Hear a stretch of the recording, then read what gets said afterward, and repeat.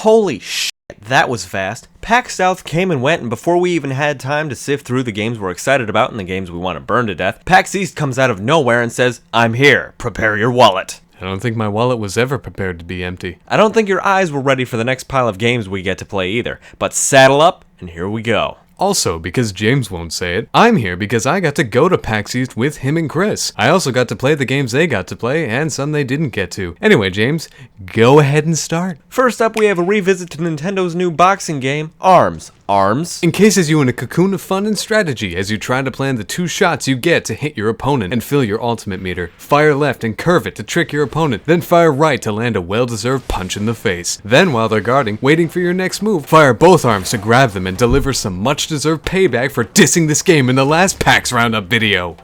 That's right, I guess. The controls felt more accurate this time around and the punches landed much more smoothly. I know not much can change in 4 weeks, but it still felt slightly more solid. The girl overseeing us play actually told us how to guard. I was impressed. More by the fact that guarding is not in the instructions in the game, but by the fact she told us. But still, pretty impressed. Next, we're going to talk about Y2K, a postmodern RPG. But that was in our PAX West. Shut up. Y2K is Earthbound to the modern gaming generation. Earthbound was an incredible RPG with story elements that resonate throughout the gaming history today that I never played. Companies still try to outdo it, and American audiences are just getting their taste of it as it's being released throughout Nintendo's eShop. Well, Y2K is the game that may very well outdo Earthbound at being Earthbound. This game is going to stand high in the indie gaming community for reasons Night in the Woods is being told it does. Great gameplay, an actually enticing and interesting story, and graphics that will lock you to your seat and your hands to your controller to make you play more. Andy's better at this than I am. You babble. I have points to make. In that case, next is Splatoon 2. I already gave my spiel on the PAX South Roundup. Andy's turn. I thank the gods I haven't made angry yet for descending from heavens I'll never have hopes of experiencing to bestow upon us, once more, a game made from light, happiness, and overall solidified perfection. Splatoon 2 takes the original and doesn't staple bits to it, doesn't tape bits to it, doesn't jam a new control style and extra pieces onto itself. It becomes a new game. Each weapon revamped, each ultimate fun and devastating to pull off, and every ink blot inkier than the inkiest ink blot inked into Splatoon. James doesn't know it yet, but I'm stealing the Switch for the global test fire, and he will get it back covered in tears. I know now, and I'm not totally okay with it. I'd probably listen to you if I gave a blarg. I guess Super Bomberman R is next. A revisit to the game I absolutely demolished in the last PAX Roundup shows improvement upon it in the last few weeks. Not only that, the Overseer actually explained powers and controls, something no one did at PAX South, making this ride with it a bit more bearable. With controls being allocated to powers collected instead of them being instinctive or touch to activate adds more strategy to this DS game pasted on the Switch. The story mode would probably be the only grab this game has. Also, no, a single story mode is not worth a $50 price tag. It's not perfect, but the flaws don't glare at you like they seemed to do at James a few weeks ago. The fun is there, the graphics are there, the magic feels like it's getting there. It's just an overall fun experience on the Switch. Next we have... someone crossed out a few games and wrote something in called Snake Pass? I'm so glad you mentioned it! Snake Pass is a physics-based platformer on the Switch that takes Banjo-Kazooie-based collecting and the world's most coked-out snake to create this hysterically fun game.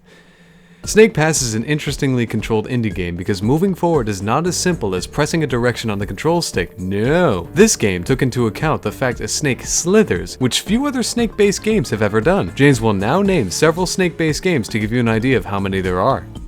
Yeah.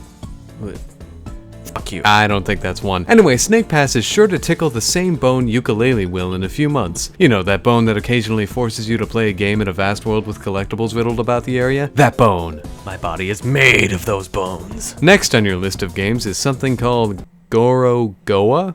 Gorgonzola,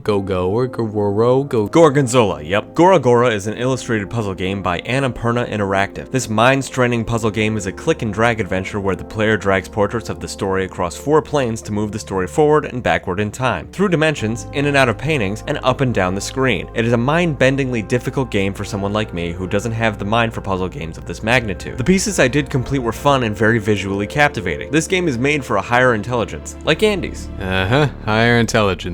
Right. I think you're just terrible at puzzles. Well, you're terrible at smelling good. Okay, let's just continue before you find an insult you like. Ah, another game by Annapurna Interactive. What Remains of Edith Finch is not your average ghost house exploring adventure. There's a story to be found here, in every room to be exact. Each turn to a wall reveals another bit of the story. Each book opened reveals another detail. Each and everything touched by the main character reveals something to move you forward. From a secret lever in a bookcase to a letter that brings the player into a flashback, this game has a weird, but awesome way to tell the story it's trying to tell. If you're looking for a Resident Evil style spooky house kind of game, then you're in luck, because this game is actually good. Not so subtle jabs at other games taste like a seasoning that would enhance many dishes but ruin others. Salt? No one cares. Next game! Alright, our final game. After Mario Kart 8 Deluxe, which is not an expansion pack but gives multiple reasons to buy the game on the Switch. Like this reason, and that reason, and this reason over here. Any mistake Mario Kart 8 made is corrected in this now portable fun time explosion that is sure to spice up parties, make time pass in an airport, and let me actually utilize the portability of the system. Alright then.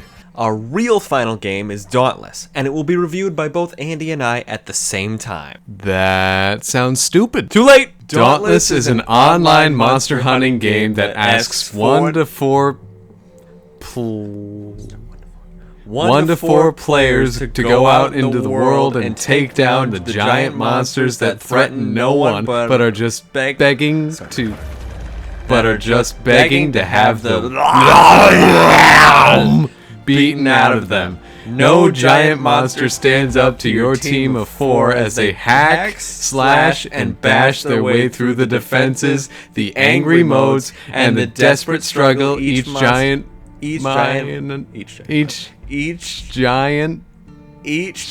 monster puts up in an attempt to knock away you and your team. Destroy it fast or it'll get mad and throw something big and unexpected at you. Anyone who doesn't have fun with this game is wrong and will be beaten up. And will be beaten up by everyone in the bar. And those are all the games we played while at PAX East. Well, those worth mentioning. Any others that were played were beta to the alphas we mentioned, and didn't make it past the Andy approval process that James bypasses sometimes because I'm not there. Meaning he wanted to add all the games, but I erased them and they will not be talked about here. Not even in a coughing under the breath kind of way. That wasn't a setup. This is where we get off the train and continue playing Breath of the Wild. See you next time, guys.